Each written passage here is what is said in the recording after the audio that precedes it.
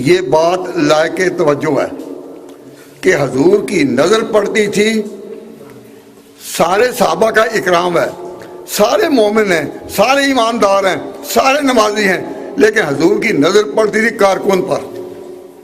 مثلا نبی پاک صلی اللہ علیہ وسلم کو، حضرت صلی اللہ علیہ وسلم کو کے پاس علمی خزانہ کے طور پر حضرت ابوبکر صدیق ہیں، حضرت علی ہیں. ان سے بڑھ کر علم میں کون ہوگا؟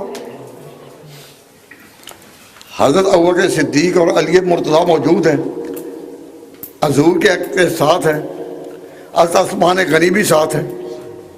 لیکن نبی پاک صلی اللہ علیہ وسلم کی ان سب کے باوجود، یہ اللہ کی نعمتیں تھیں، بڑی شخصیتیں تھیں، ان کے باوجود حضور کی نظر پڑتی ہے حضرت عمر پر اور کہتے ہیں اللہ اس کو بھیج دے. سبحان اللہ، سبحان اللہ.